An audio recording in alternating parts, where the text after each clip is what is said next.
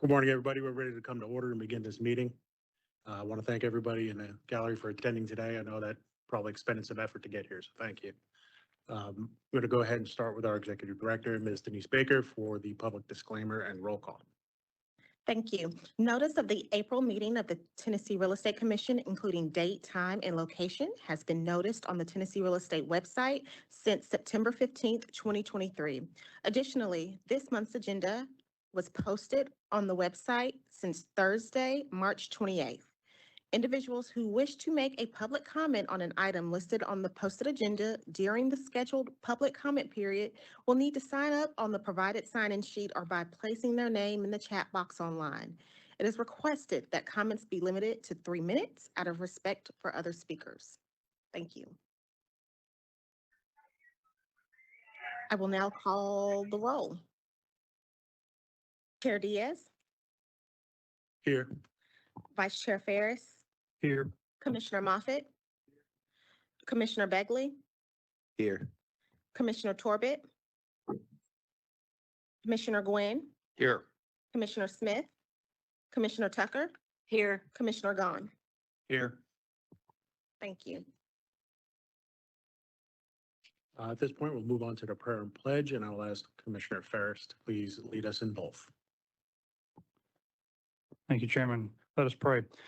Dear Lord in heaven, thank you for this day that you have made ahead of all of us. You have laid it out there and our paths have been brought to this day. May you be glorified in it.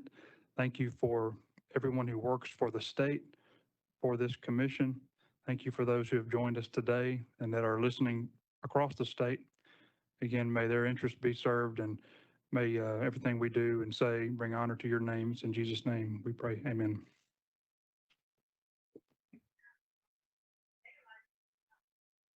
Pledge allegiance to the flag of the United States of America, and to the republic for which it stands, one nation, under God, indivisible, with liberty and justice for all.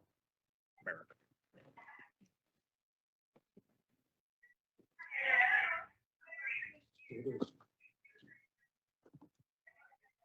All right, moving on.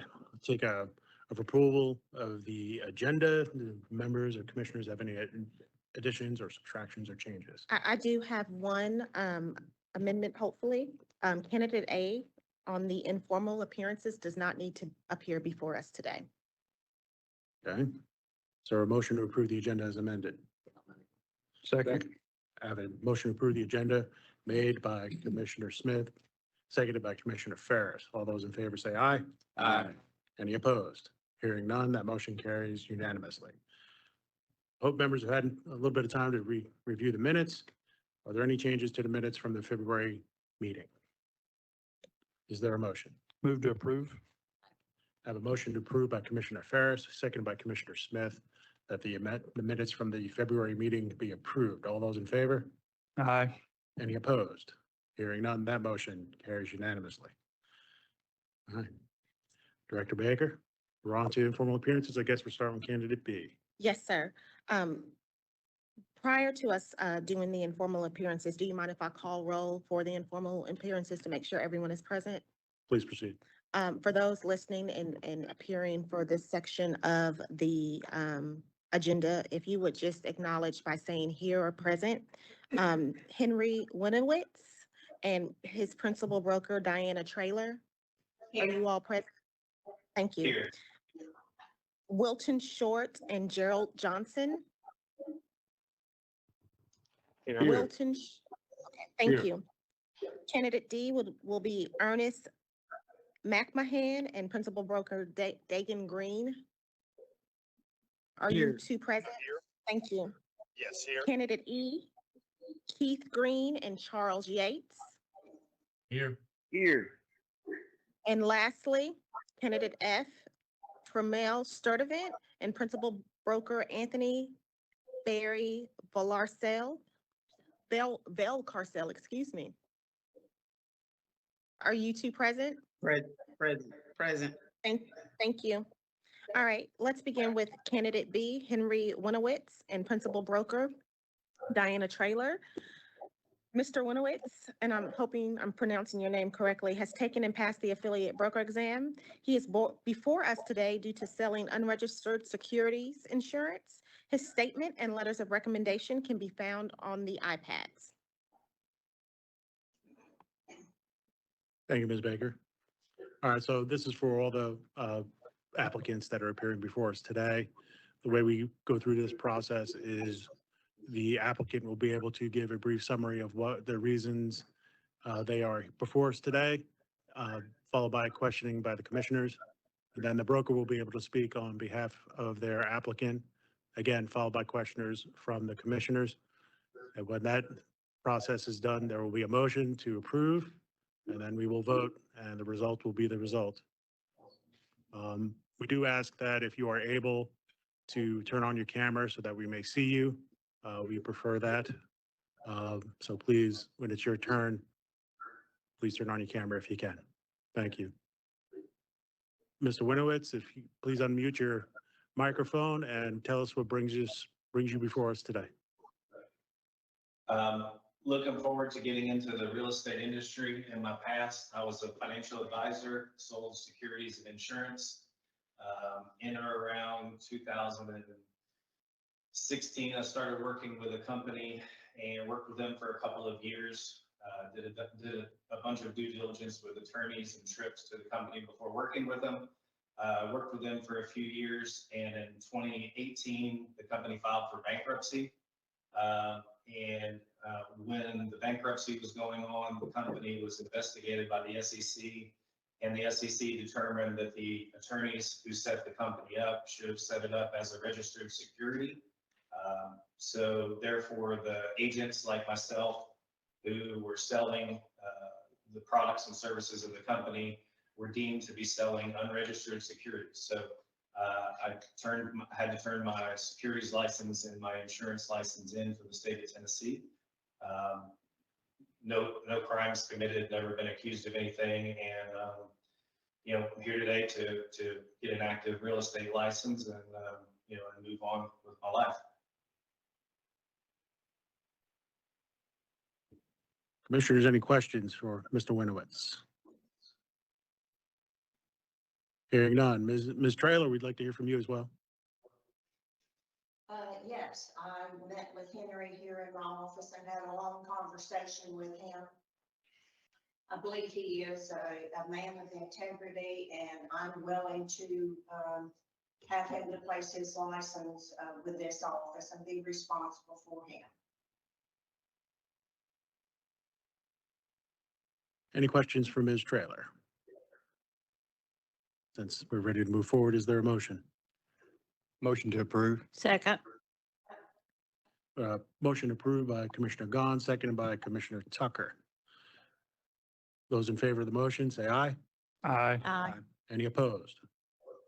Hearing none, motion carries unanimously. Congratulations, sir, and good luck. You're free to stay on the call and listen if you want, or you can go about your day. Thank you. Thank you. Ms. Baker, candidate C. Next, we have Wilton Short with his principal broker, Gerald Johnson. He has not taken the affiliate broker exam. He is before us today due to being disciplined by the California Bureau of Real Estate for a misdemeanor. His statement and letters of recommendation can be found on the iPad.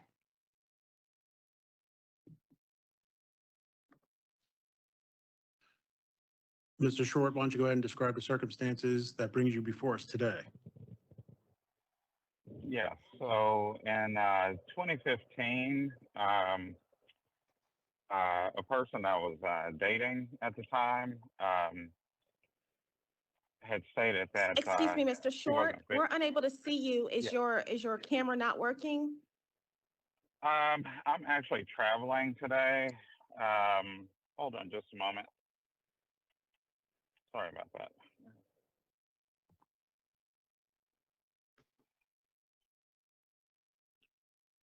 One moment, please.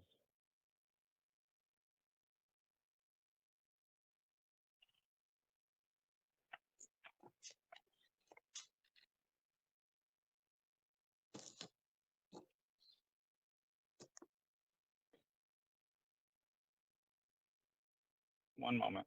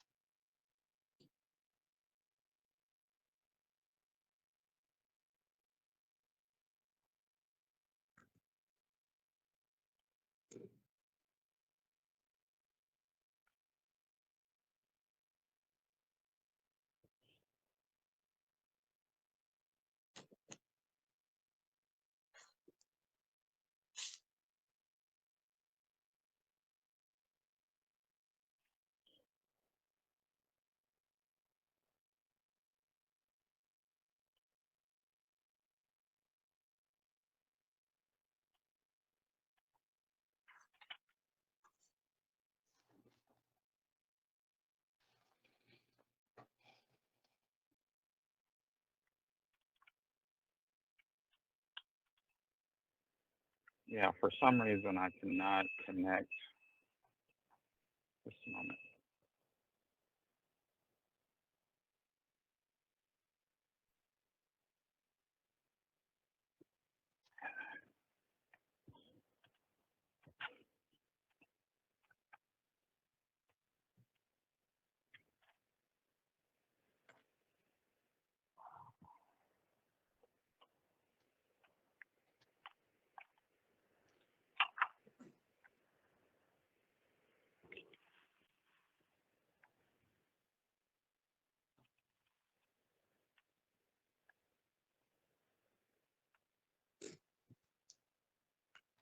Yeah, Mr. J- I cannot. We're able to see I a cannot colorful. connect.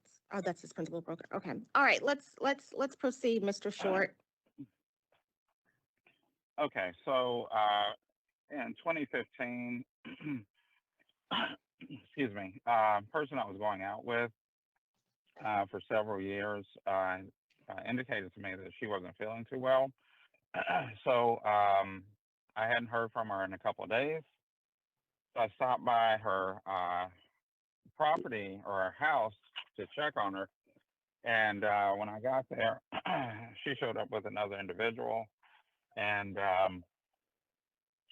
there wasn't really an altercation per se, but there was a what would you say? What would you call that? There was a situation where I wanted to speak to her, and the guy she was with, he did leave so we could talk.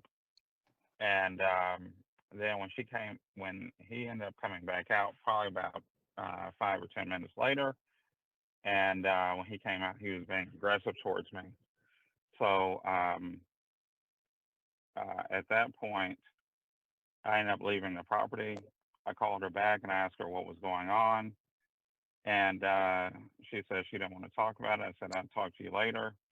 And she said that she considered that a threat. And I said, well, I'll talk to you later. It's not a big deal. And next thing I know, she went ahead and called the police, filed a police report, and I had to go through the whole process of with the San Jose Police Department. And I had to go through anger management classes for a year as a result of that. The case was dismissed, it was expunged, and the probation officer that I had ended up giving me early termination of probation, and the judge terminated probation early also. As a result of that, anytime you have anything in the state of California that comes up, they automatically suspend your license or revoke your license, and you have to go in and explain why you should have your license back. And I was successfully given my broker's license back after the fact. So Ms. Matlock, since he said the word expunged, so does that absolve him from having to be before us at all, or? So the reason that he's here before us today is due to the disciplinary action in California. Okay. And the fact that his license was reinstated Doesn't change anything? No. Okay.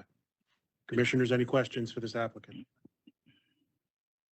So do you live in California or Tennessee? I live in California. My family is in Tennessee. I've been doing real estate developing in Tennessee since 2000. And I own property in Tennessee also. So I will be living in both states simultaneously, back and forth. Back and forth. hmm But I've been working there, like I said, since 2000. Not as a real estate broker or agent, but in real estate development.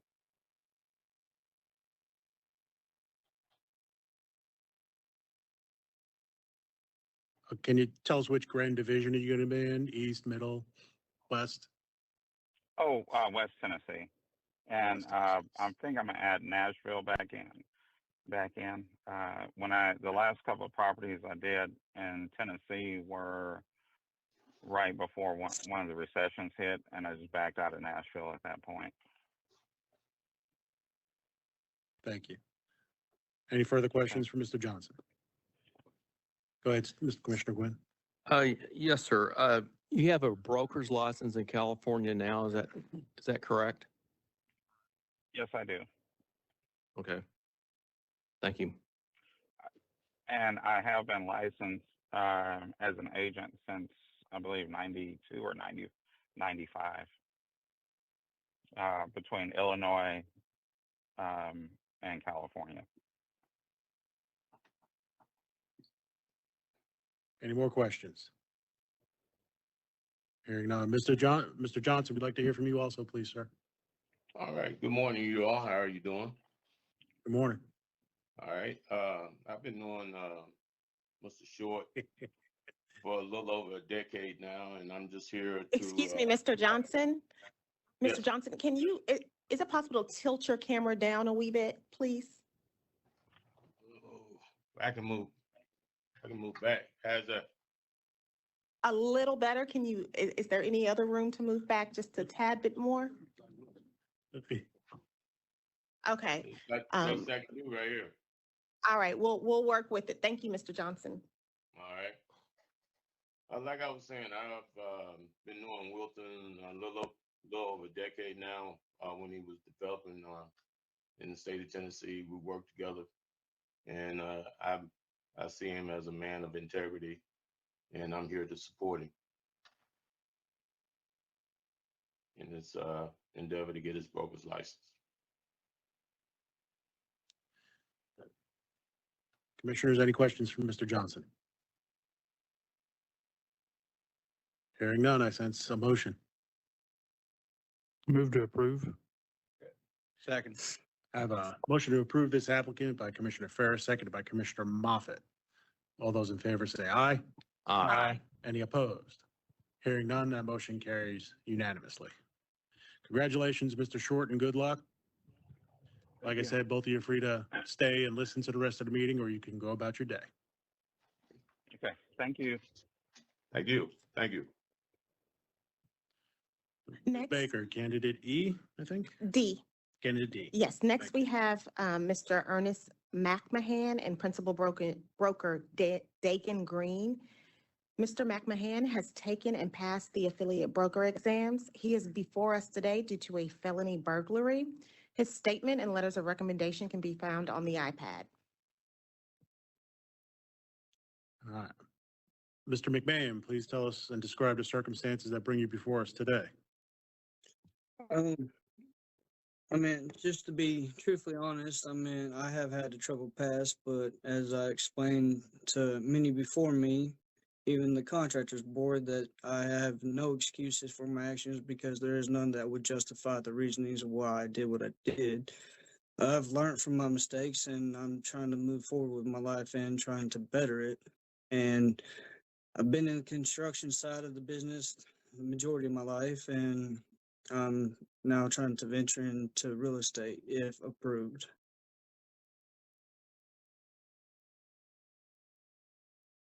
Commissioners, any questions for Mr. McMahon? Hearing none. Mr. Green, we'd like to hear from you also, please, sir. Mr. Dagan Yes, Green. thank you. Yes, thank you for letting me kind of speak on behalf of Ernest.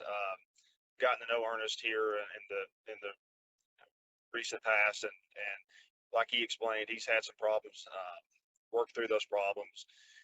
He's really somebody that I feel like has progressed and pushed forward, and with a lot of stuff against him, he's done well.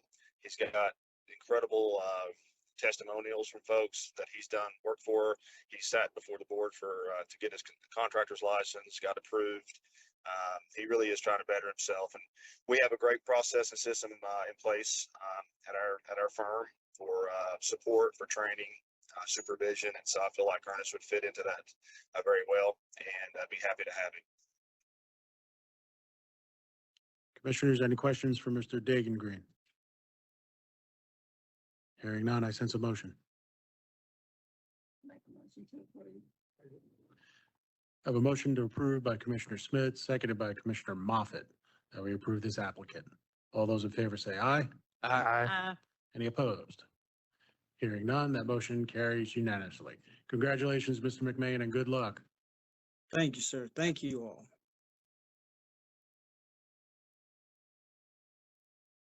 Candidate E, Ms. Baker? Thank you. There is a typo. This should be a timeshare salesperson exam. I think you guys have in your paperwork, it's an affiliate broker. So with candidate E, Keith Green, and principal broker Charles Yates. He has taken and passed the timeshare salesperson exam. He is before us today due to a felony sale of a Schedule II drug. His statement and letters of recommendation can be found on the iPad.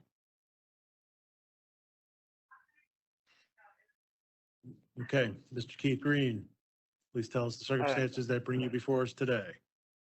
Yes, good morning to everyone. About the middle of 2000s, my life had became just unmanageable. I was caught up into addiction with prescription drugs, and when you're in that world, there's times that people will ask you for something. If they're sick, the key word is to a person is, "I'm sick," and you feel for them. And I had a friend of mine tell me that his girlfriend was sick, and I went and met her and gave her some of my prescription drugs. Well, sold her, and it actually could have been a good thing because it was at the bottom. I was at the bottom. And after that, I accepted the charge, went through 30 days of rehab, did 5 years of probation with a really strict probation officer. We became friends, though, after the 5 years, and I started my life over. I started a job in a factory at $10 an hour. 6 years later, I'd been through training to cut metal with a Trump laser, learned how to do that, and left the job at $20 an hour to pursue this job in timeshare. In the early 90s, I was a timeshare salesman in Florida, and I was successful there and thought always of maybe going back to the business. So I'm here today just to ask to keep moving forward with my life. It's been since October 2015 since I've had a completely clean and good history of work since then.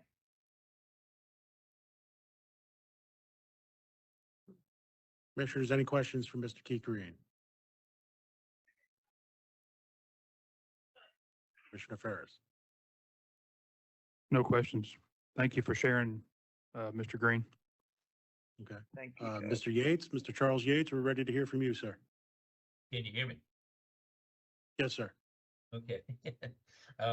Well, listen, we're a little bit different. We're timeshare and we're multi-level supervision, and he has been through interviews with all of our people, and they all think he deserves a good chance.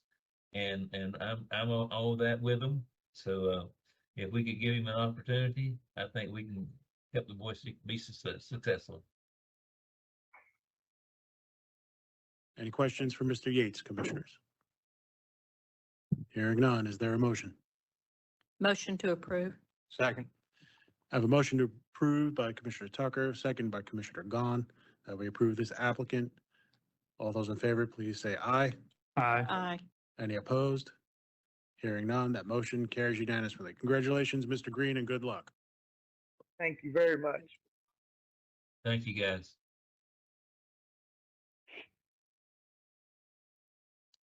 Ms. Baker, the next candidate, please. The last informal appearance that we have today, candidate F, Tramail Sturtevant Jr. and his principal broker, Anthony Barry Belcarcel. He has not taken the affiliate broker exam. He is before us today due to a felony statutory rape. His statement and letters of recommendation can be found on the iPads. Mr. Sturtevant, please describe the circumstances that bring us before us today. Good morning. I just want to say thanks for the opportunity to meet with the commission. Just a brief kind of overview of the circumstances. Nothing violent, nothing like that, anything like that. Never been a violent person. I've been in trouble in the past, but I wouldn't consider myself a troublemaker or anything like that. It's just, I found myself sometimes in some unfortunate circumstances. So I've made mistakes, but I've learned from those mistakes. But pertaining to the thing that we're here to talk about today, that situation, I met someone online, on their profile all over this is stuff that was showed in court, that they, were blankly saying they were 19, birthday, all this stuff was shown, but I guess in the eyes of the law, it didn't matter, so, I got in a little trouble for that. The circumstances, the way it happened, it was just, I don't know. It happened so long ago, but the way it happened, it was just, I got a wife and 2 kids now, and my wife that I'm with now was there then when that happened. It was just, I don't know. I was young. I was 21, 22. I don't know. It's hard to explain, but I know I made a mistake. That's for sure. And I definitely learned from it, and usually, like I say, I wasn't looking for younger people. She was 19. I was 21, 22. So usually you don't ask for ID when you meet people. So, but like I said, I don't live the same life I lived when I was younger. I've definitely learned from my mistakes. I got long-term employment with T-Mobile. I was actually working at T-Mobile when the incident happened. A lot of my coworkers, managers, everybody actually heard about the incident, but no one looked at me differently. I was actually able to keep my job at T-Mobile, thus the fact I'm still working there 10 years later. So everyone knew me. They knew me as a person. They were able to work with me, so they knew what type of person I was. So they didn't look at me any differently. They allowed me to keep my job when they could have easily fired me. I was also on top of that, even with my past history, like I said, I don't feel I'm a bad person. Just kind of fell into some unfortunate circumstances when I was younger. I was able to successfully go out and get a certificate of employability. That is actually a Tennessee law that was enacted in 2014, which I'm sure you guys are aware of. Crazy thing is about that, I was told by the courts that I was the first person that they've ever issued one of those to. So I felt good about that because, again, that says that, in order to receive that, you have to be able to prove that you sustain the character of a person of honesty, respectability, veracity, and you're generally esteemed as such by your neighbors. And I was able to prove that. I was able to go out and get signatures from colleagues, family members, and friends, and go before the judge and state my case the same way I'm doing here now. I told him exactly what I was looking to use that certificate for, to go out and try to, possibly, practice real estate in the great state of Tennessee. I actually do have a passion for real estate. This is not about money or anything. I make money at T-Mobile, somewhere upwards of $70K as a reporting analyst at T-Mobile. So it's not about money, just, I got a passion for real estate. So if I never made money in real estate, I still want to do it because it's a passion that I developed when I was younger. I'm getting older. So I'm just now, looking for a chance to pursue my, my passions and, just, live out my dreams before I leave this earth. Like I say, the talking point is I have that certificate of employability. So that's like the backing point right there that says that I'm an honest person in society. And the courts and the judge doesn't believe that I'm a threat. So I feel, if I stood before him and he approved me, I was hoping that the commission today could afford me that same opportunity. Just looking for a second chance. I made mistakes. I learned from them, and I'm looking to move forward. Commissioners, any questions for Mr. Sturdivant? Hearing none. Mr. Valcarcel, we'd like to hear from you now, please, sir.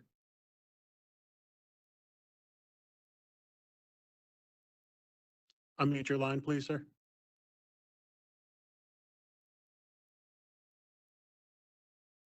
I'm sorry, sir, we're still not hearing you.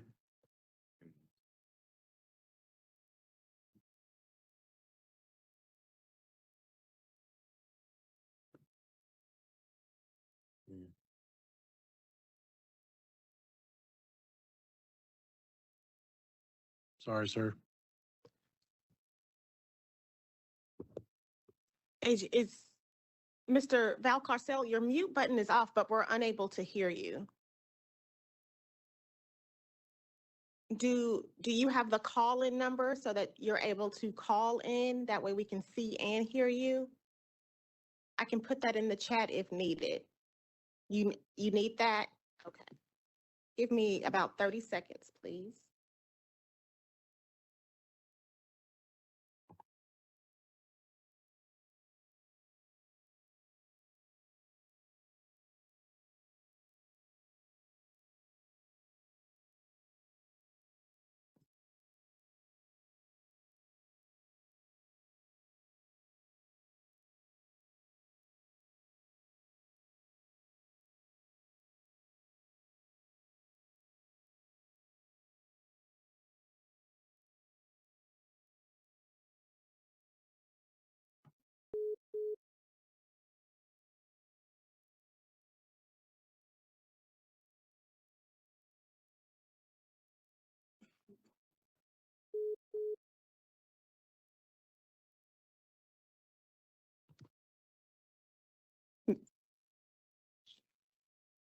Mr. Valcarcel, it's in the chat if you would call that 629 number.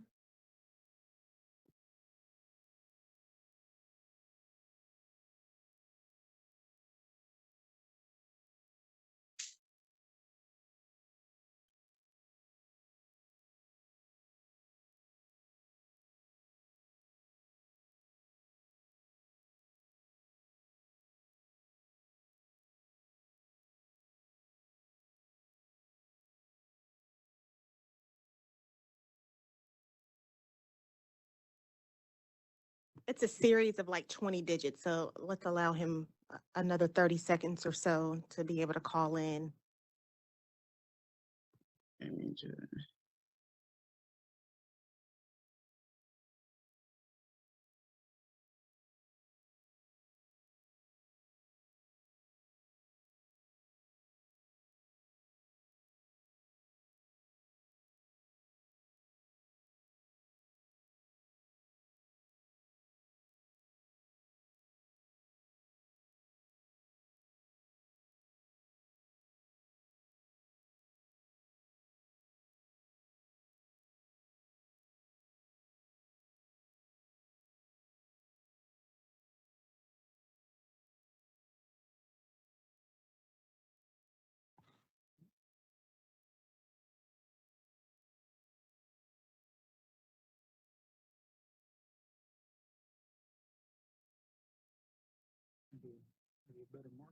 I have a question in the meantime. What's the standard in terms of testimony from the principal broker for these applicants?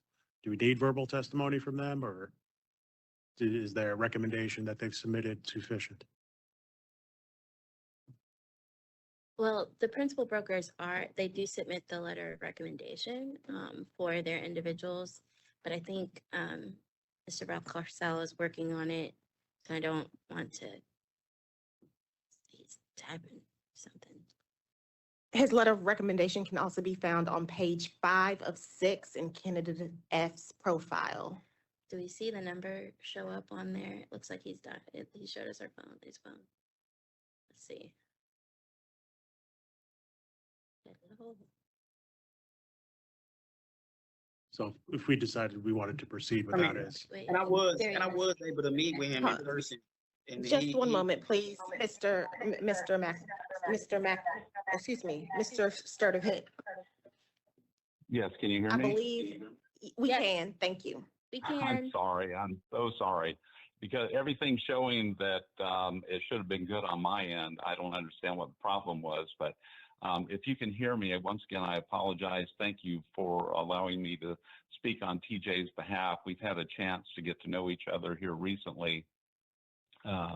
We've met in my office. We've talked extensively about his background, and I think you can tell from him speaking a few minutes ago, he seems to be very passionate and, about real estate. And now that,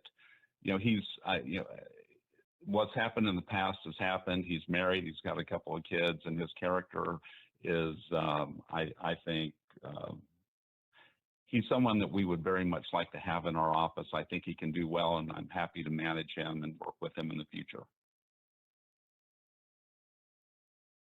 thank you, sir. And thank you for working with us so we can get your verbal testimony. Thank you. Any questions you. for Mr. Valcarcel? Hearing none, is there a motion? I'll make a motion to approve this candidate. I have a motion to approve this candidate from Commissioner Bagley, seconded by Commissioner Moffett. All those in favor of the motion say aye. Aye. Any opposed? Hearing none, that motion carries unanimously. Congratulations, Mr. Sturtevant, and good luck. Thank you.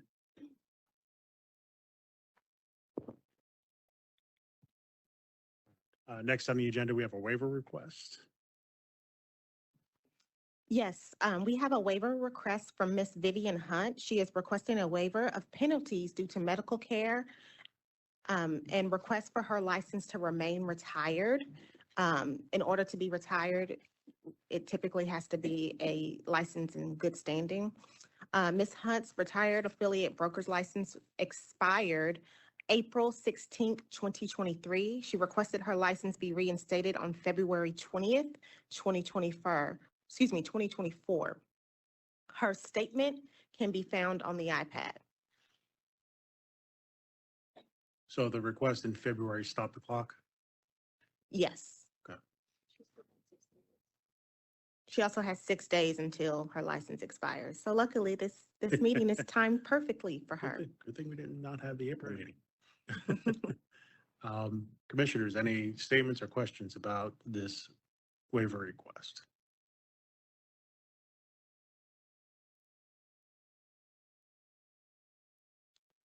Hearing none, does the commissioner wish to make a motion?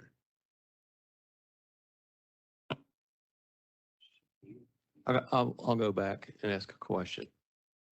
Go ahead, All right. Commissioner Gwynn. So she's wanting to waive $1,000 fee to reinstate her license so that she can then retire it. That is correct. So what benefit does she get from having a valid retired license versus an expired normal license She wouldn't have to retest or reapply. if she wanted to practice again? Correct. Okay. So if she were to have called on April 20th, for example, she would be required to retest and reapply in order to earn her license back. And then put that license in retirement. So what are the requirements for retirement? The license has to be in active, good status.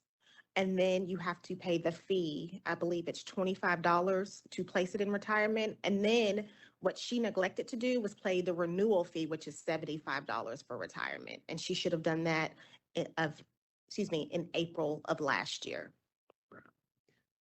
So is there a number of times that you can go in or out? No, So you can go back and forth as long as you want? yes, as long as you pay the renewal fee every other year, which is $75. And catch up your education. Yes, when you took it out of your retirement, your education has to be current, yes. Is, So the fee was in April and she became a caregiver in September.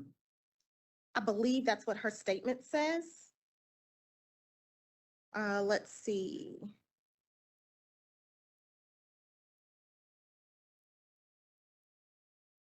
Approximately, she said, or the doctor's statement states September 24th of 2023. And that was an active license up until April.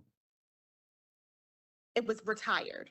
Her license was in retirement. And she had to pay a 75 renewal fee to keep it in retirement. Correct. Okay, thank you. So I just kind of want to walk through the numbers again. $1,000 is a penalty. It's a That civil does not penalty. include the normal fee, correct? She would be required to pay the $75 renewal fee as well. And then she's going to pay a retirement fee, N- maybe. No. No. No, her license would remain in retirement, so we would just if you go to page 73 of your books, I'm very excited to say that. You will see 1260-01.21, and it talks about reinstatement of expired license of a broker, affiliate broker, timeshare salesperson, or acquisition agent.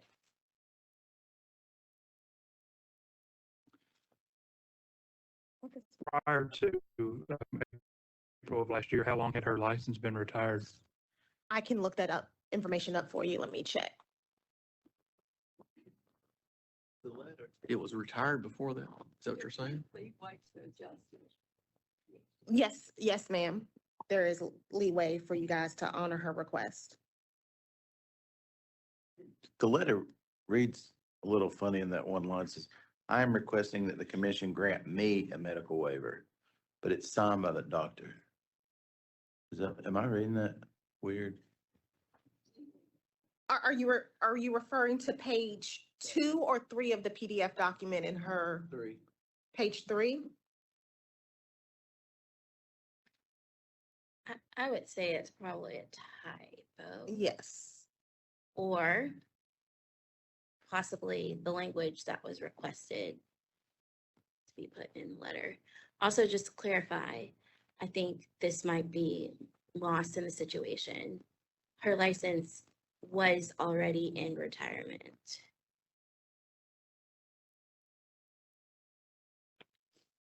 And she had a history of paying the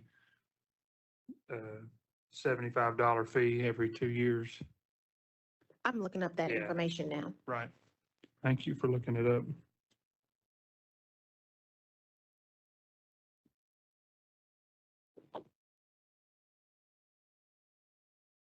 It appears she requested retirement and paid the fee August 12th, 2022. So this would be the first renewal cycle while her license is retired. So we don't have any other history to look back on. So the first time, so she retired it in August of 22, and then she would have had to done it again in April of 23. She would have had to pay the renewal fee April of 2023, yes. That was when that 2-year cycle ended Correct. for Her her 2-year license, for cycle. her license. For her license, yes. Right, so the cycles don't restart when your license is put in retirement. You're still in the same renewal cycle.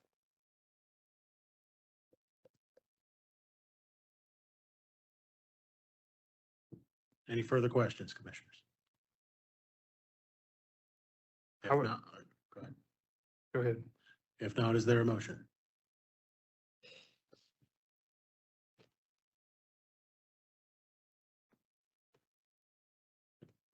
We do have discretion here, folks. I move to remove the fine on the condition that the licensee pays the $75 renewal fee. So I've got 25 and 75 different, what are the differences in the fees? So the retirement fee is $25. So if you're an active licensee and tomorrow you decided, Yeah. I don't want to anymore, And you then- pay the $25 fee. However, your renewal cycle is always on a 2-year cycle. And so what she would need to pay then is the renewal fee that every licensee pays, active and retired, every 2 years. And if she were to activate it, she'd pay 75. Correct. Okay, so she's, Yes. okay. Yeah, I mean, so I would make a motion to remove the fine and pay the $25 fee. It would be a $75 fee because it's a renewal fee. Oh, okay. She hasn't renewed. I had it yet. right the first time. Yes. Yeah.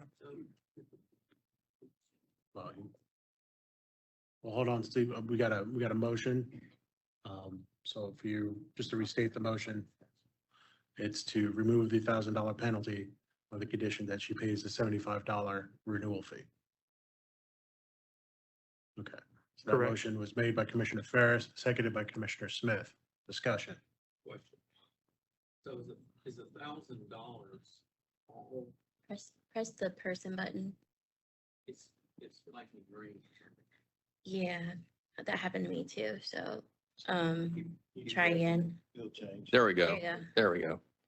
So the 1,000 is not all penalty, or it is? It is. It is. Oh, Yes, so for the first, and don't quote me, it's on page 170, excuse me, page 73. For the first 120 days, it's $50 per 30-day period. And then day 121 through 365, it's $100 per 30-day period. so this has gone on for a number of Months, yeah. For nearly a year. She contacted us in February of 2024 about her license that expired 9 months prior. Right, so the expiration date is April 16th, 2023. 6 days from now. It'll be 1 year and 6 days.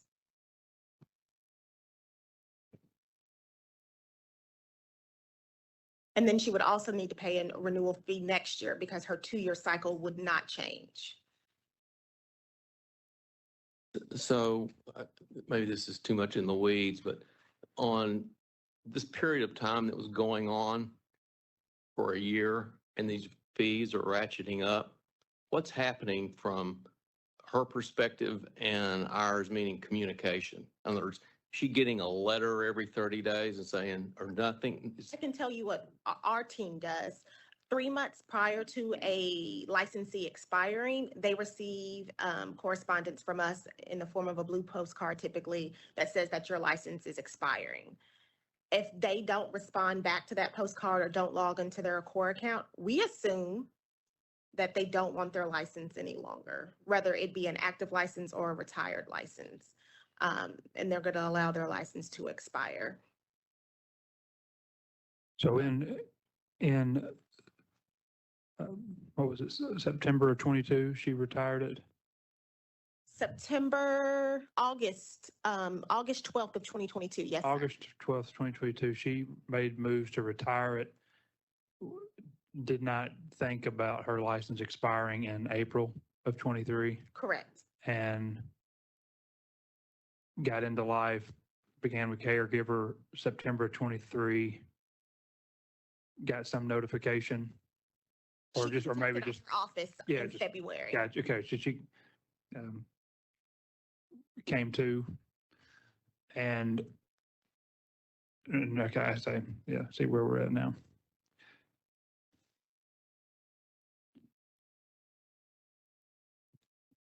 Do we know how she all of a sudden figured out her license had expired? I listened to her phone calls and she really didn't indicate. I couldn't ascertain as to why she had a sudden interest. Yeah, I mean, we could get in the weeds of like thinking about the amount from like April to September of 23, if we wanted to talk about when she became a caregiver or whatnot, but that's inconsequential in my opinion.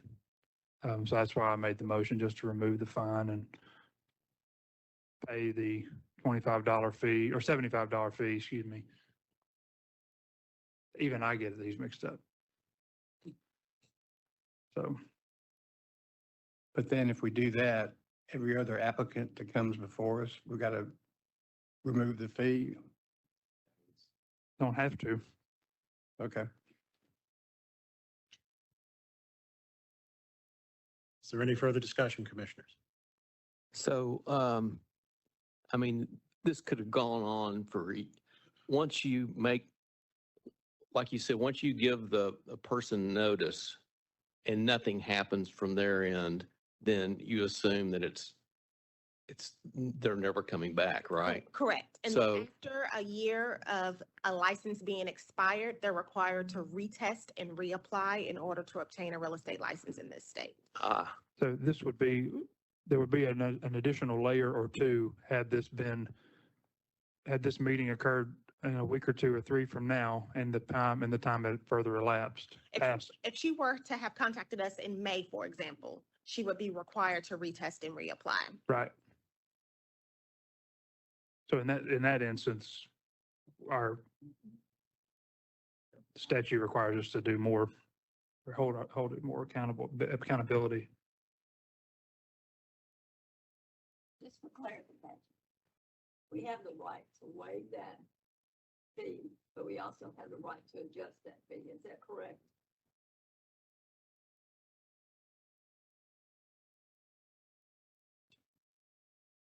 We're having some technical issues. One moment, please. Yes, the answer sorry. is correct. You have the ability to waive the fee, but you can also, adjust the amount.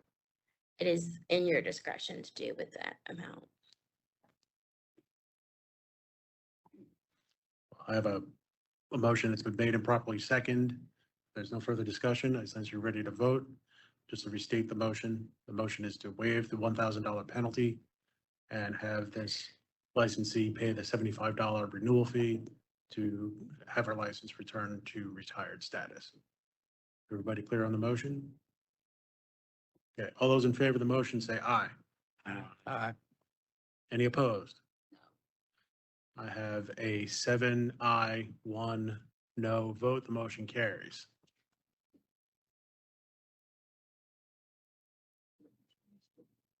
That concludes our waiver request for the day. Thank you.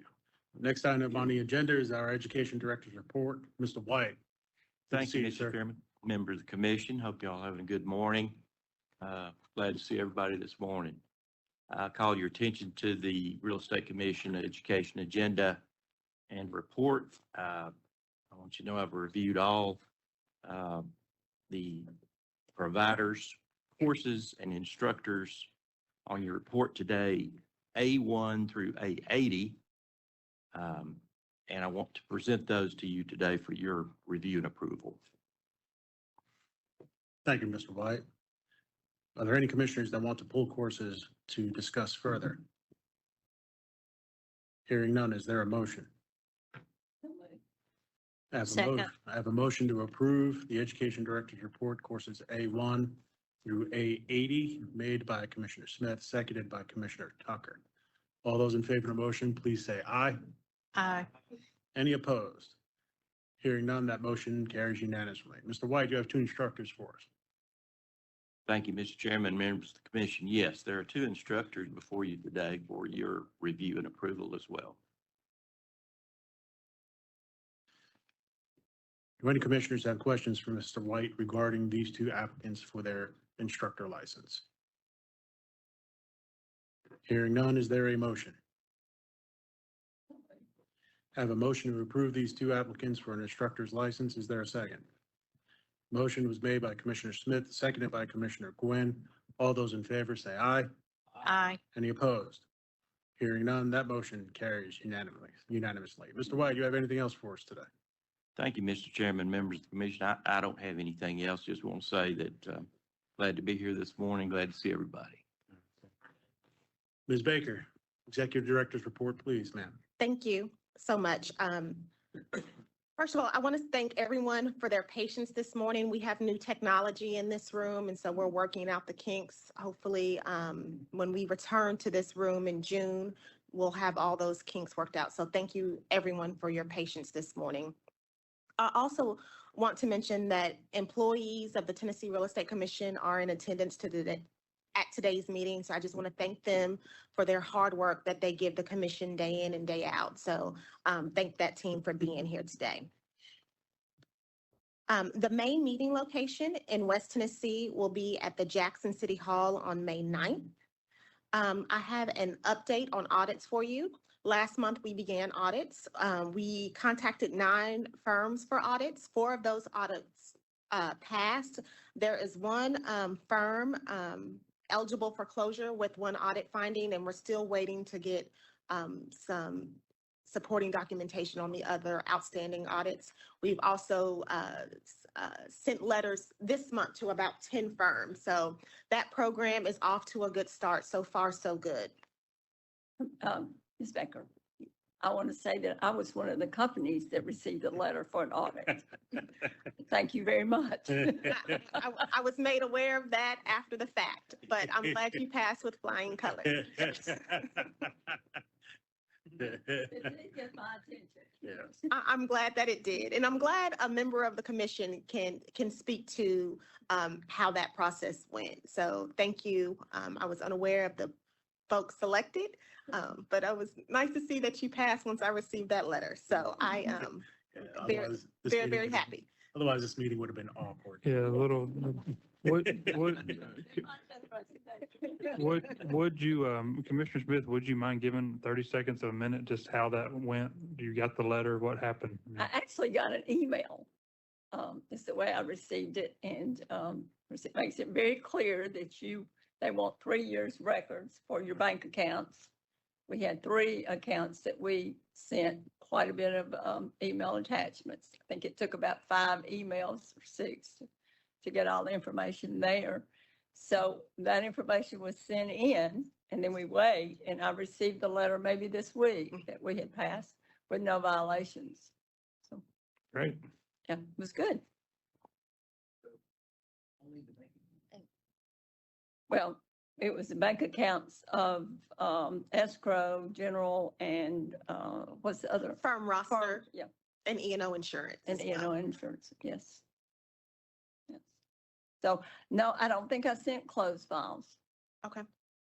It was just the bank accounts. Okay. What we have seen in the one audit finding that will be released soon is that there were commingling of funds. And so our auditor is really paying attention to that.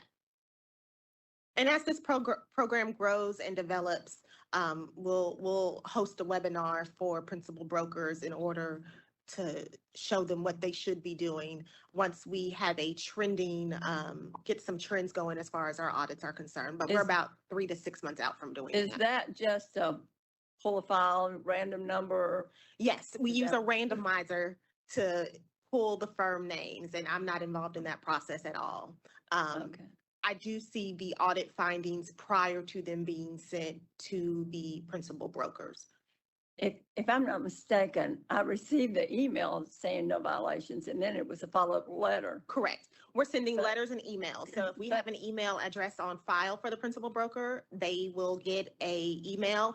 Then we're also, the initial contact, we also send a letter as well. So I can't remember if I received just the email or a letter also.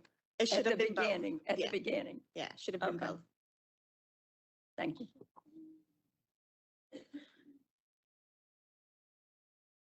To continue with my report, the Arello conference is next week. Anna, Ross, and I will be attending that. So if we are slow to reply to emails next week, it is because we're learning the best from the best. That way we can bring it back to the Tennessee Real Estate Commission. The high school senior licensing program, we plan to introduce that program to the state on April 22nd. So you'll receive correspondence in reference to that program on or around April 22nd. It allows us to be here physically when that program is introduced to the state of Tennessee. Lastly, the license examination RFP is with the Tennessee Comptroller's Office for review and for review and approval. It should be released later this month or early May. So we're really excited to introduce that RFP and see what bids we get for license examinations. Are there any questions? Yes, ma'am. Yes, I have one. If a complaint is filed against someone, so if, From an audit? Is this an audit question? no. No, just a no, complaint. just Yes, a ma'am. complaint. Do the days start counting for response from the date of the email or the date that you receive the letter in writing? The day after. So Email or letter, because they don't always come at the same time. email. So if we were to send you an email today, which is the 10th, the first day would be the 11th. Right. I had that question come to me. Okay. So it starts with the email, Correct. not the correspondence in We writing. try to do both, but as you can imagine, not only Right, does the Real Estate Commission get tons of complaints, right. our other regulatory boards also receive complaints as well. Also, it should be, it should be noted that within that 10 period timeframe that we do send a letter stating that your response is past due. So if we have not received it within that time period, giving the individual another opportunity to respond. Okay, one more question. We will also allow for an extension if requested. Okay. So in that letter, does it say the response is due by a certain date or 10 days from? It says a response is due in 10 days. In 10 days? Yes, Okay. doesn't have a specific date included. All right, I have one more question. And I'm getting these because I'm getting a phone call or an email or something like that. And the question was, if someone files a complaint, they're the complainant, and then the respondent responds, and the complainant doesn't feel like that was a justified response, they can respond again. Isn't that correct? Yes, they can submit a rebuttal and then that information will be transmitted to us as well. Okay. Just want it on record that I ask. Thank you. Anything else for us? That concludes my report. All right. Is there And any- sorry, one last thing. You will notice some updated numbers in reference to retirees in the state, retired firms in the state, and suspended licenses, as well as voluntary surrendered licenses within the state. That concludes my report. Thank you. All right, next item on the agenda is the public comment period. Is there anybody wishing to make a statement? I don't believe no one has requested to make a statement. So we will dispense with that. Very good. Okay, and since the commissioners are probably ready for a break, time we got. Let's come back at 9:50. 9:50, we're in recess. Thank you.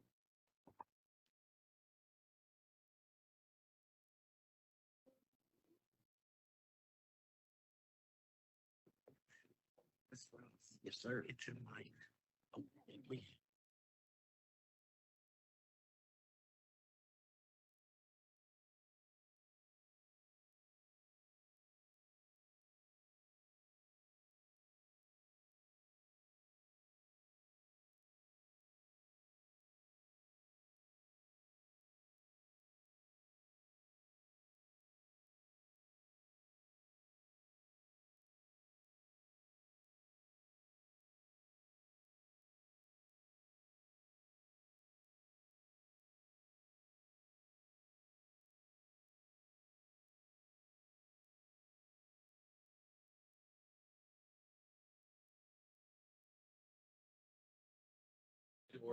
It's on, it's red there.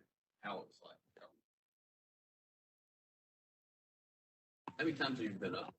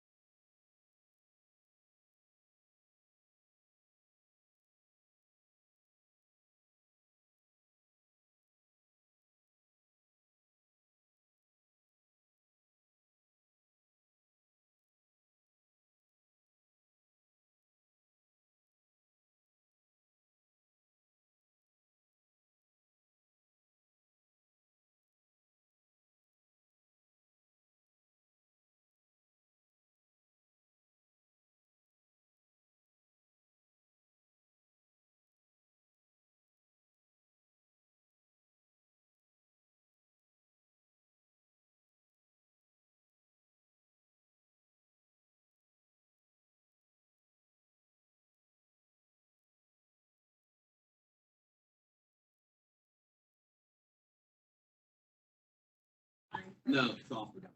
Okay, commissioners, gonna call back an order here and get started with our legal and consent report.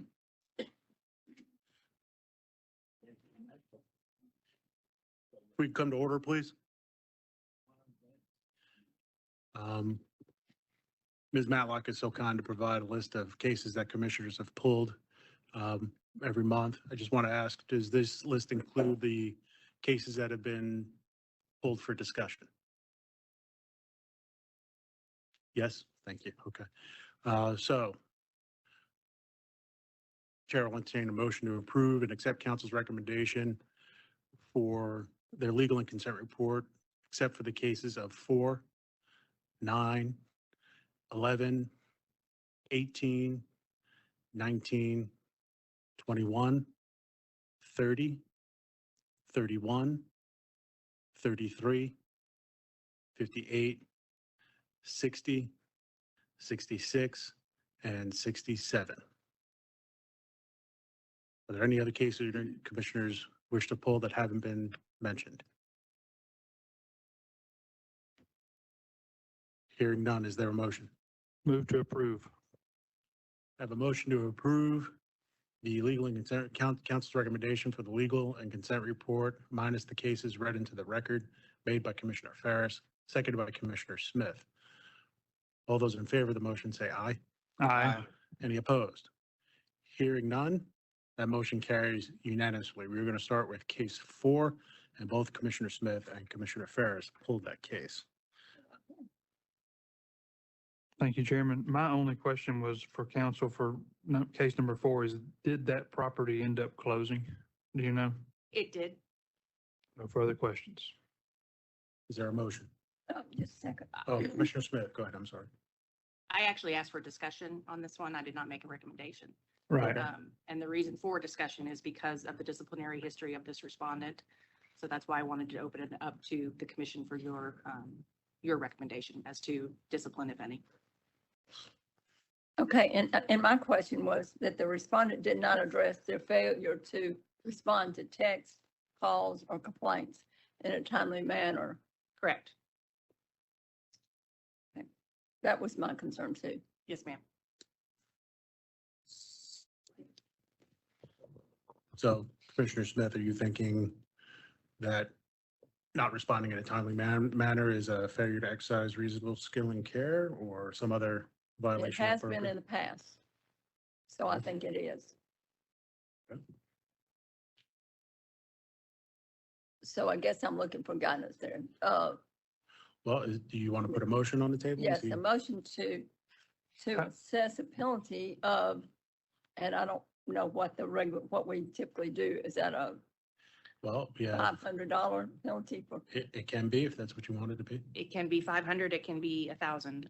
Again, just because of disciplinary history of this respondent, I would recommend on the higher end, but whatever you prefer. I'm going to recommend $1,000 penalty for failure to respond, Respond or reasonable skill and care. reasonable skill and care, because they did not respond to any of the texts, calls, or communications from the complainant's agents.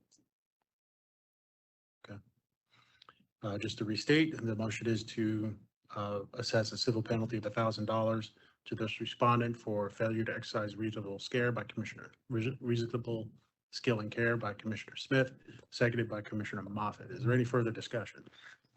Okay, just a remark here, and I can't speak to the history of this licensee, and while I see that in the record, it is of note.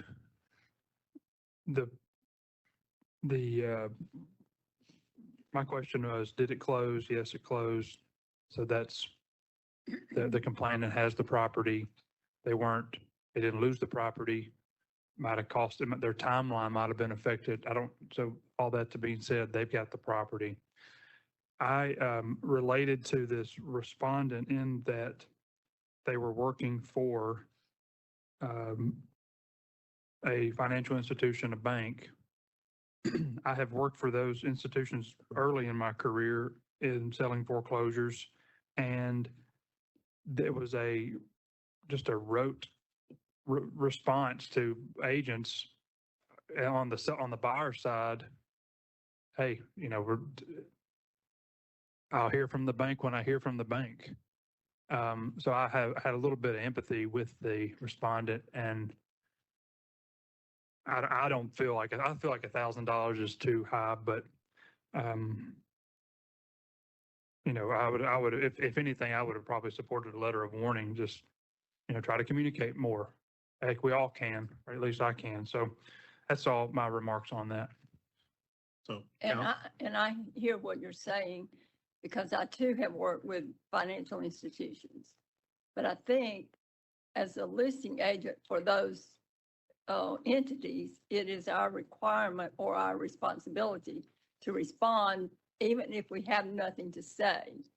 Even if it's to say, I don't know anything, or give me another few days or something.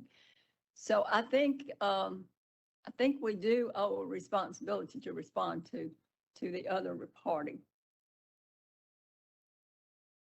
counsel, let me ask this question.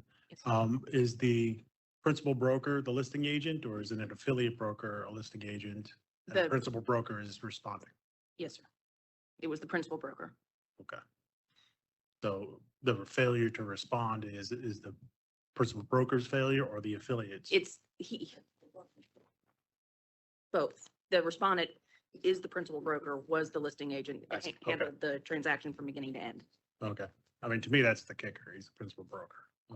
I don't know, the respondent is a principal broker. That's a kicker. Is there a friendly amendment? Did we get any information from the buyer's agent as to the responses? Because this is all from the buyer. The buyer's agent confirmed that there was difficulty in communication, and also that there were questions regarding inspections that the buyer's agent needed answered, even if it was just, I'll have to get that information to you later, that they were not given.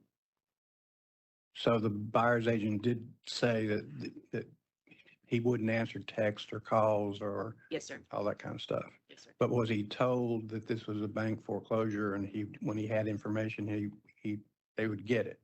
The buyer's agent knew that it was a bank foreclosure and was, I think, overly patient because of that, but finally had some frustrations that they expressed regarding the communication.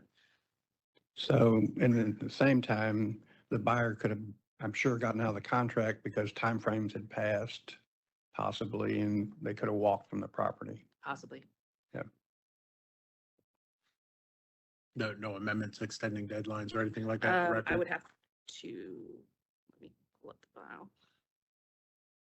Is there any validity to the complainant's accusation that the respondent lied about the utilities turned on at the property? Going by what the complainant and the buyer's agent said, if I take their word over that of the respondent, yes, The respondent said, did the respondent deny it? correct.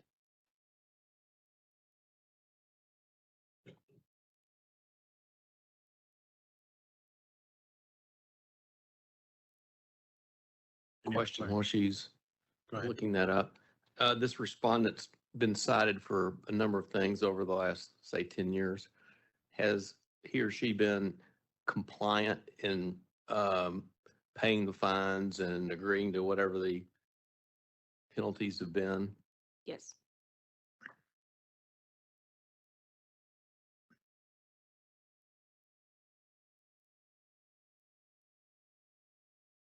Gonna make What- an alternate motion You make a friendly amendment if you'd like. and a friendly amendment. Can I amend the civil penalty to $500? So Commissioner Bagley suggests a friendly amendment of changing the penalty to $500. Commissioner Smith? Is that Commissioner Moffett, you good with that? All right, so again, restate the motion. It's a motion to assess a civil penalty of now $500. I believe you have to vote on the amendment first. It's a friendly amendment to the Okay. original motion. Okay. So as a friendly amendment to the original motion, changing the civil penalty to $500 for failure to exercise reasonable skill and care. Motion was made by Commissioner Smith. The friendly amendment was made by Commissioner Begley, seconded by Commissioner Moffett. Any further discussion? Hearing none, let's vote. All those in favor of the motion, say aye. Aye. All those opposed, say no. No. I have a 7 aye, 1 no, with Commissioner Gahn voting no. Motion carries. Number 9. Commissioner Smith.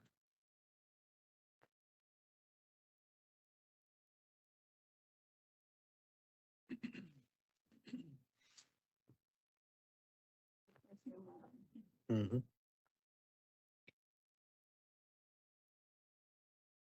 This one's about the septic system.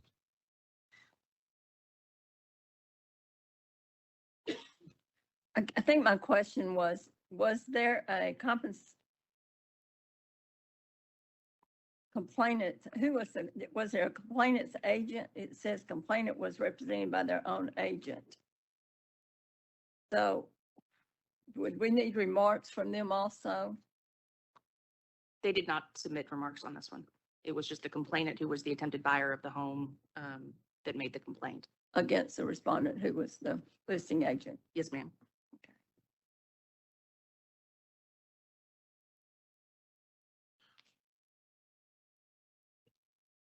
Am I the only one that pulled that? You are, Miss Commissioner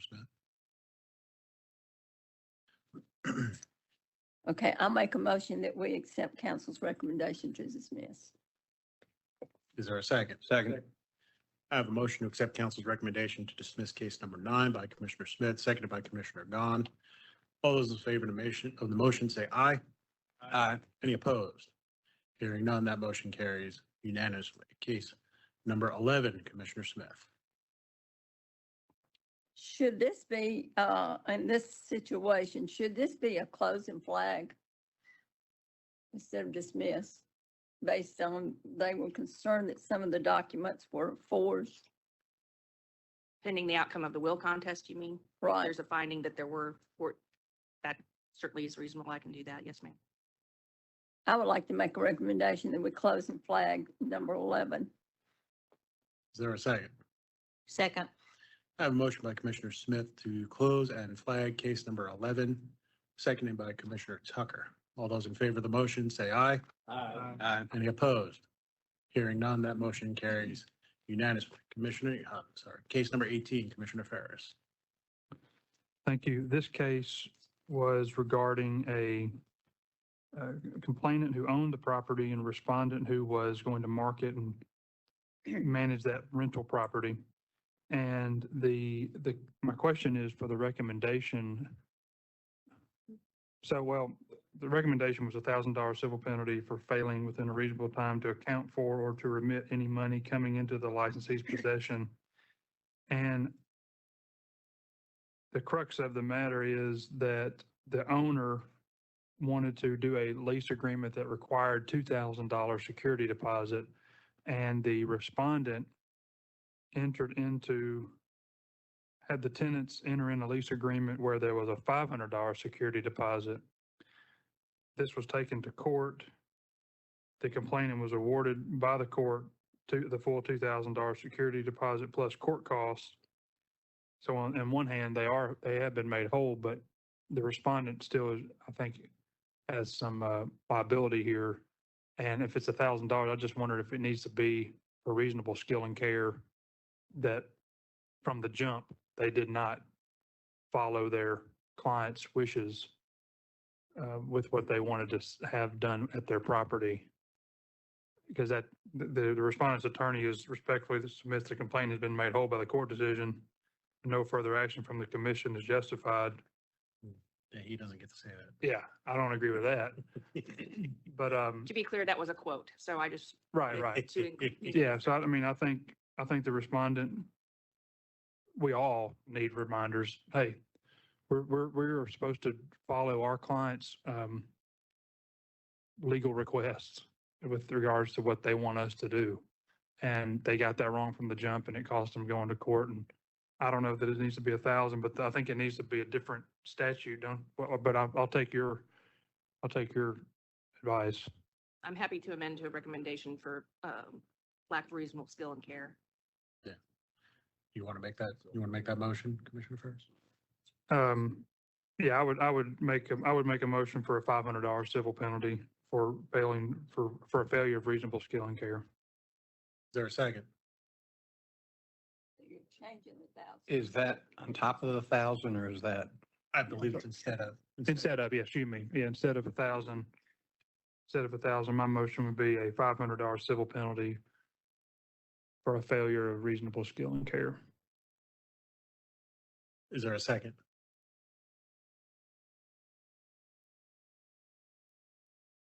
Last second. I do have a second. Motion is to change the statute and the civil penalty, to assess a civil penalty for this respondent of $500 for failure to exercise reasonable skill and care. And that was seconded by Commissioner Gahn. Any further discussion? Hearing none, let's vote. All those in favor of the motion say aye. Aye. Any opposed? Hearing none, that motion carries unanimously. Case number 19, Commissioner Smith.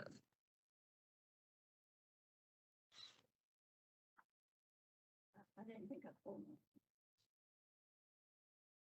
I have 19 on my list. This is a discuss. No. Referral.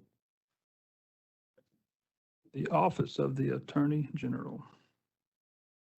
I'm gonna make a recommendation that I'll make a recommendation that a motion that we accept council's recommendation. I didn't realize I had pulled 19. I have a motion to accept council's recommendation by Commissioner Smith, seconded by Commissioner Bagley. All those in favor say aye. Aye. Any opposed? Hearing none, that motion carries unanimously. Case number, I have 21 and 22. Is 21 to discuss? Are you talking to me? It's more of a question open to the floor. Says it dismiss. Which one did you pull, Joan? You said, I have 22 listed for you to pull. I did pull 22. I thought I pulled 22. On the list I have, council, it says 21. Is that just a typo? We are looking at it now. It is.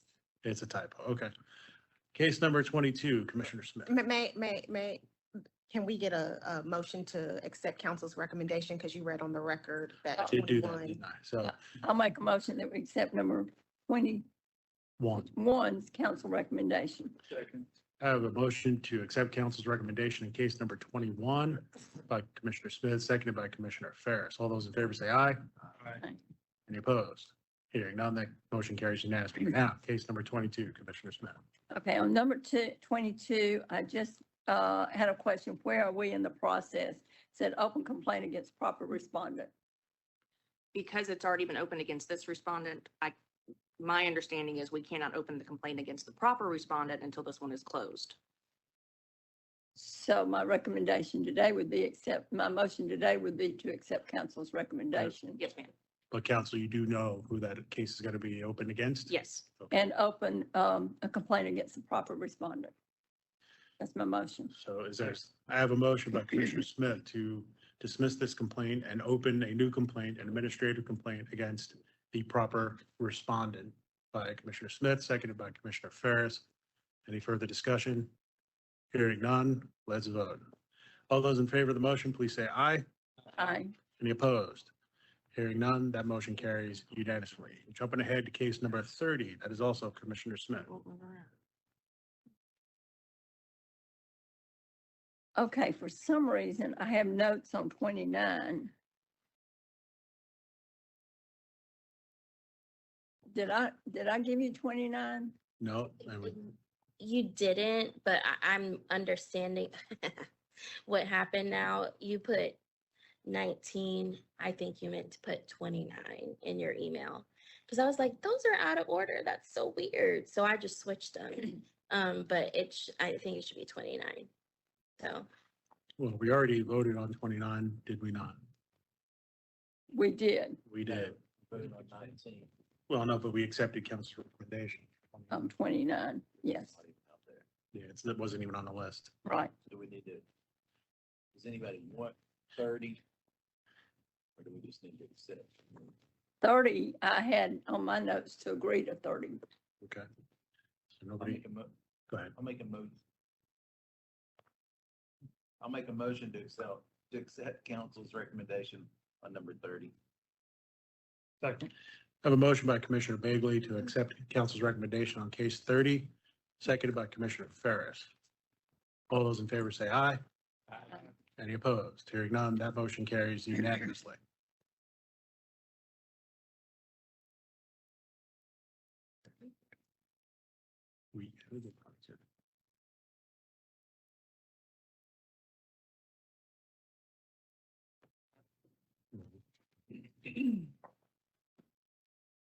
So Commissioner Smith, did you want to do case number 29? Is there a way we can pull that back out? I think if you were to vote to pull it back out and then discuss the case, it would be okay. So That way. the chair will entertain a motion to reconsider case number 29. So moved. Is there a second? Second. I have a motion to reconsider case number 29 made by Commissioner Ferris, seconded by Commissioner Moffett. All those in favor, please say aye. Aye. Any opposed? Hearing none, the motion carries unanimously. Commissioner Smith, case number 29. Okay, on number 29, my question was, it appears that the listing agent failed to send the signed forms to the seller. Is that what I'm reading in there? That would be an assumption on my part. I do have where the respondent provided the copy that they had filled out. And I do have a copy of the email from the agent confirming response of that form. So why it never got passed along to the seller, I don't know. This is a situation where the seller had did not sign the personal interest disclosure, but the buyer says that they never received it. Is that what I'm reading? The respondent was the potential buyer, Right. actually. Yes, ma'am. And And the buyer was and their spouse are both licensees, and they did fill out that they were making the offer on their own behalf to purchase the home. Yes, ma'am. The seller, the complainant, yes, ma'am. Their complaint was that they did not know that was the case until they saw the purchase agreement offer and recognized the name. And so they felt like they had Not been informed. Yes, ma'am. But the respondent, again, did provide me with a copy of the form that they had provided to the seller's agent. And so they can only, as I said, assume that for whatever reason, it was not passed on to the seller. It says it was, I'm If I'm sorry. not mistaken, the buyer and seller both signed that personal interest form. So there was no signature from the seller on that personal interest form. Is that correct? If my computer will cooperate with me, let me see if I can pull that up. I had to close it because it froze up on me. If it's not gonna work for me. Yeah, it's still not working. I need to know if the form was signed by 2024005. No, I'm sorry. 20240036661.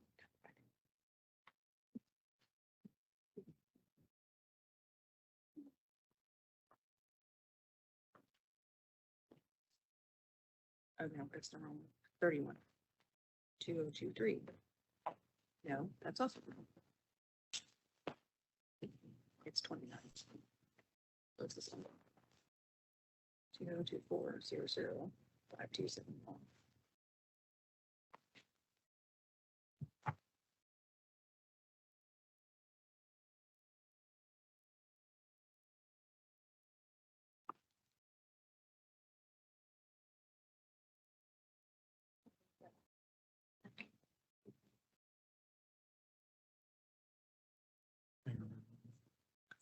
Like the personal interest one.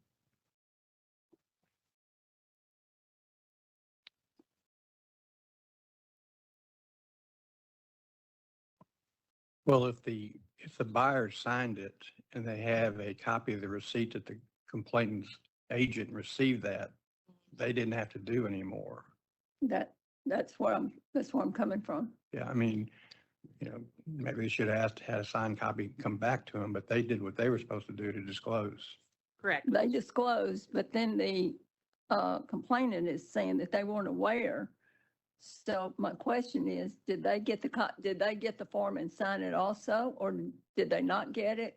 Well, it sounds like they didn't get it by their complaint, Right, but their agent got it because they got a receipt that should have, they should right, have, should have done. Know whether that agent gave it to them, yeah, but they're not making a complaint against their own agent. I agree. Yeah, it's not signed by the seller, it's just signed by the. Did they close on the house? Did the spouse and the respondent close on the house? Someone else purchased the home. Let's move on. And it is not signed by the seller. It just, the form was signed by the buyers, who again were both licensees and stuff. What are your thoughts, Mike? Was there a purchase and sale agreement signed by both parties? Yeah, we But have then it one. didn't close? Let me see. No, I think she said it did close.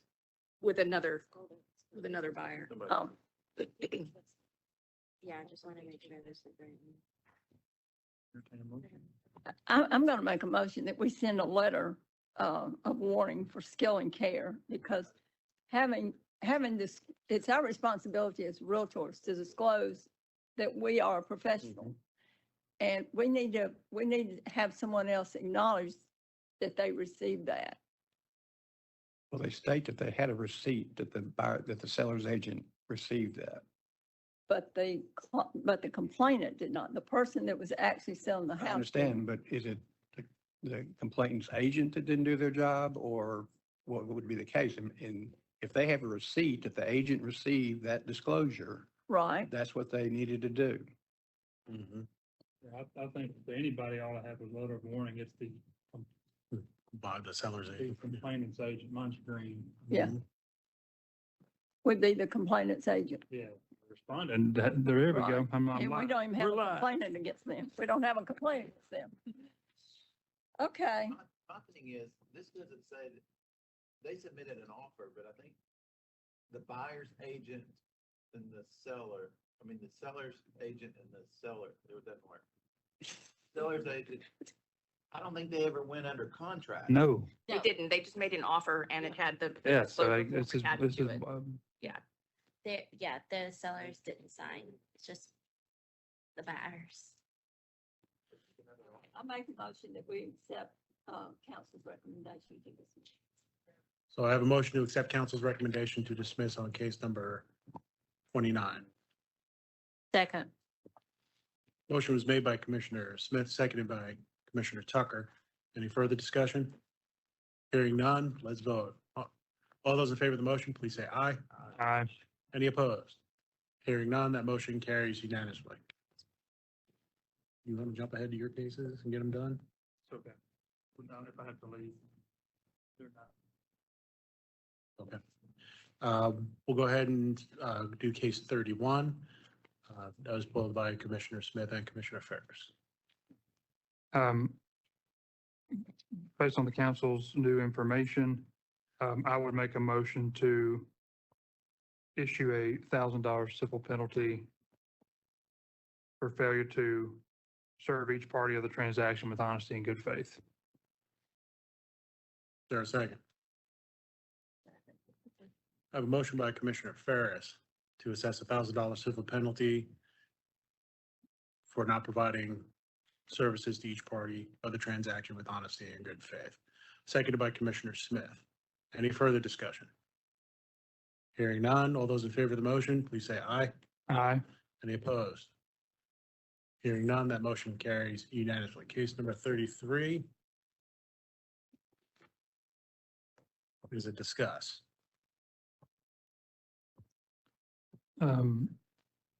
Council, does the complainant know,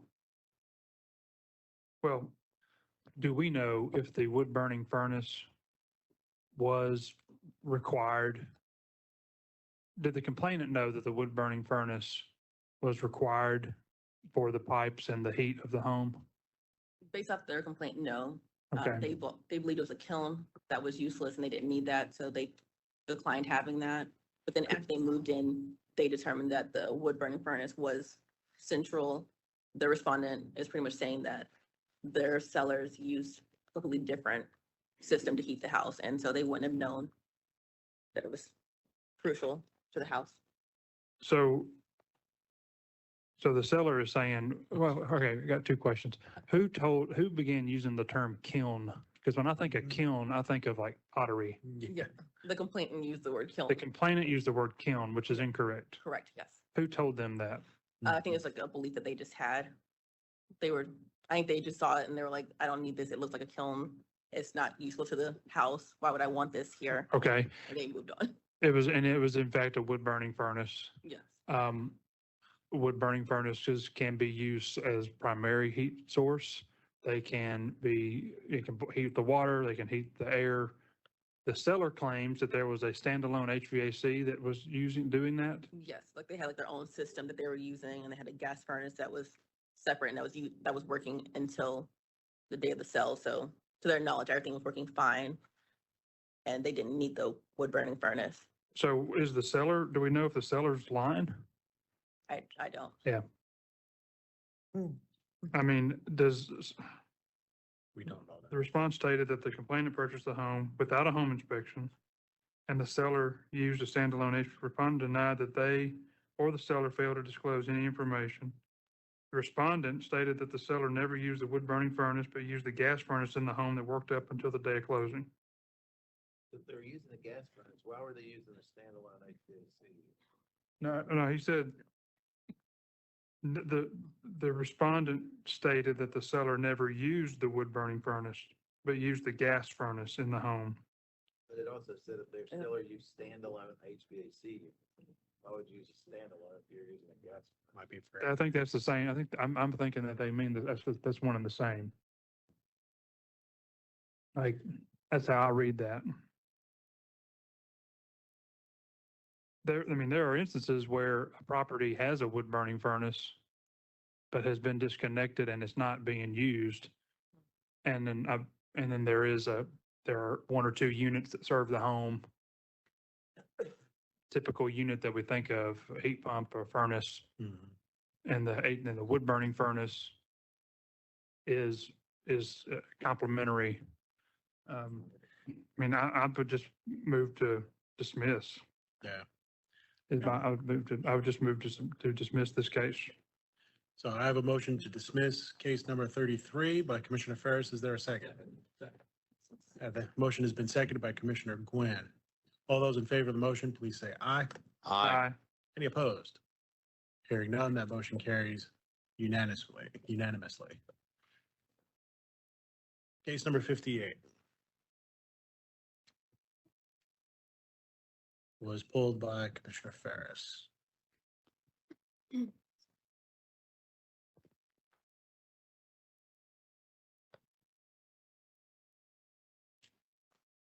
Yeah, this was a case where the respondent tried to shift the blame to a title company for not timely disclosing the issue, which was not receiving the buyer's earnest money. And to me, that falls under the respondent's list of duties to timely account for others' monies. So I was going to recommend a motion. I would say $500 civil penalty for not timely managing, however that statute reads. Council, let me ask you this. The notes at the top say that this licensee is at expired grace. Is that expired grace as of that date there, 3/25/24?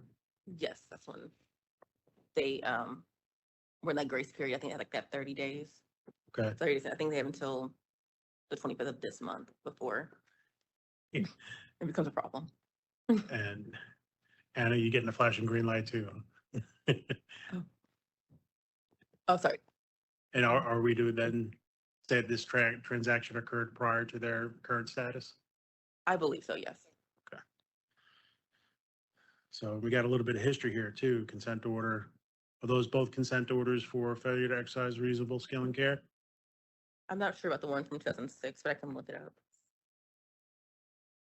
We don't have that one. Yeah.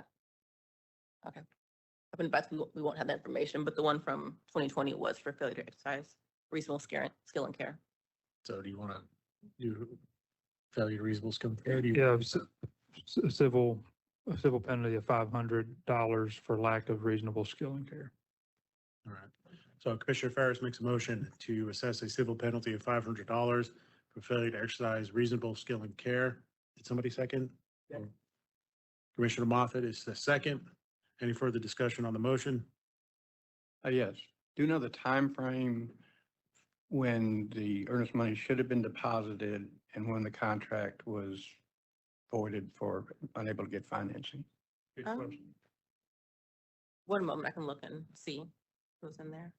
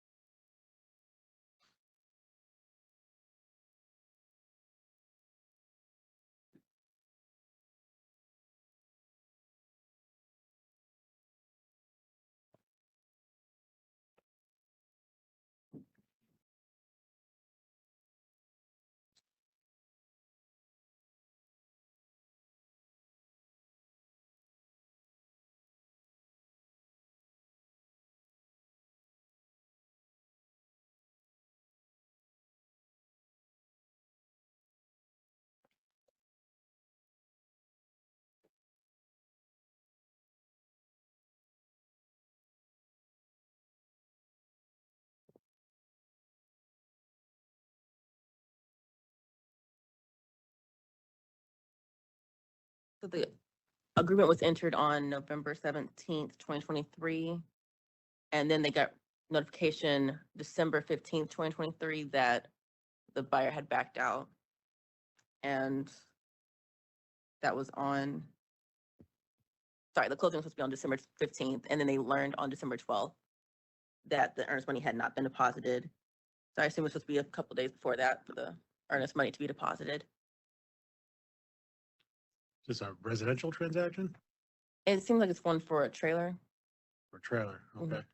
And does the contract say number of days before earnest money is supposed to be delivered?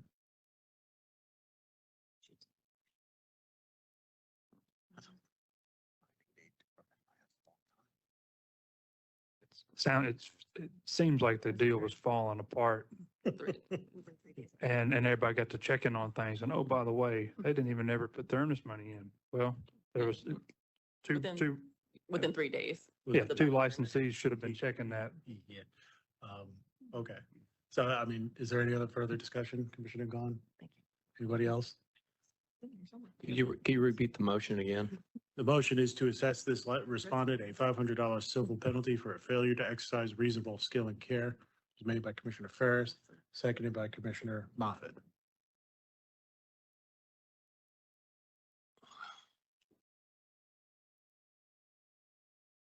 There's nothing else. Let's vote. All those in favor of the motion say aye. Any opposed? Opposed. And the motion carries on a 7 aye, 1 nay vote. Also, even though, Commissioner Gwynn voting no. just to let you know, the respondent has renewed their license now. Thank you. You're welcome. All right, case number 60. Both Commissioner Smith and Commissioner Ferris. I'll be real brief here, Joan. I just wanted to make the record state in writing and correctly for the record in the information here that it says, however, the respondent did provide a response.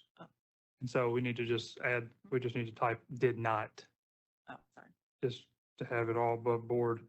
But I would accept council's recommendation.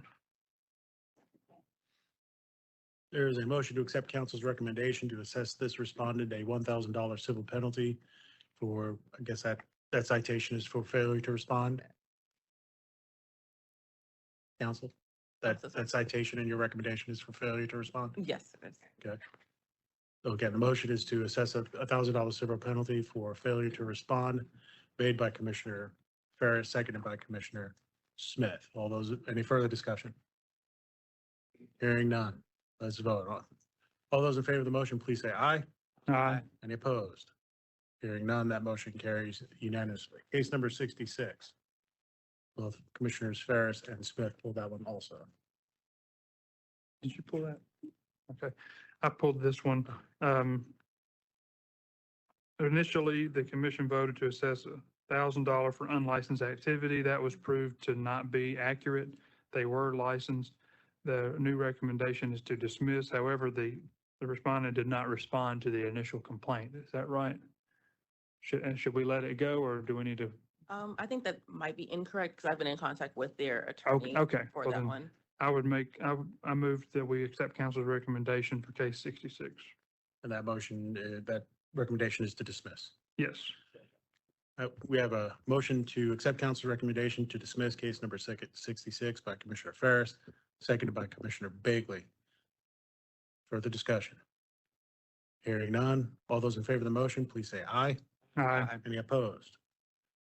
Hearing none, that motion carries unanimously. Case number 67, that one was pulled by Commissioner Smith and Ferris.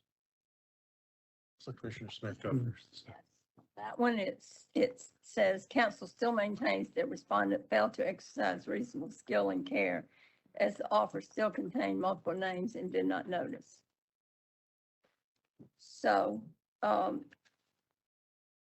am suggesting a letter of warning. Well, right now, Let's go back, wait, yeah, go ahead. I say right now, it looks like we are probably, $500. we've assessed a $500 civil penalty for failing to exercise reasonable skill and care. So that is in place currently. Yes, Okay, So and that's still in place, correct? it's still in place at the moment, yes. Okay. Then I'm gonna make a motion that we accept recommendation from council on number 67 with the $500 violation still in place. okay, do we need to vote, or can we just allow that to stand as it is? Well, I pulled it, so what does that I mean? think the vote to accept it. So we do need to vote. But- Okay. So I'm gonna amend you, we're gonna restate your motion a little bit. Commissioner Smith is making a motion that we sustain our earlier decision to assess a $500 penalty for failure to exercise reasonable skill and care. Is there a second? Second. Motion has been seconded by Commissioner Gwynn. There's no further discussion. We'll vote. All those in favor of the motion say aye. Aye. Any opposed? Hearing none, that motion carries unanimously. And if there are no other legal and consent reports, that concludes work on that agenda item. Anything for commission discussion? Yes, if the chair will put us in recess until tomorrow, there is a hearing tomorrow that will begin at 8:30, once the chair decides we're in recess for the day. Okay. And again, thank you guys for your patience as we work out the kinks with our new technology. Oh, it was good to do it today instead of tomorrow. Work out the kinks. Yes, yes, definitely. All right, so commissioners, if there's nothing else, anything anybody wants to say? No? Very well, we will go ahead and we will be in recess until 8:30 a.m. tomorrow. Thank you. And thanks to the state and the staff and the Department of Commerce Insurance for the new technology. It's going to be nice once we get the kinks worked out. It's much better. And Alex Martin, happy birthday. Happy birthday, Alex. And my baby brother. And Denise's baby brother. You go to work. Heading to work. You have a good evening. You can do that. Not making it tonight. We got church tonight.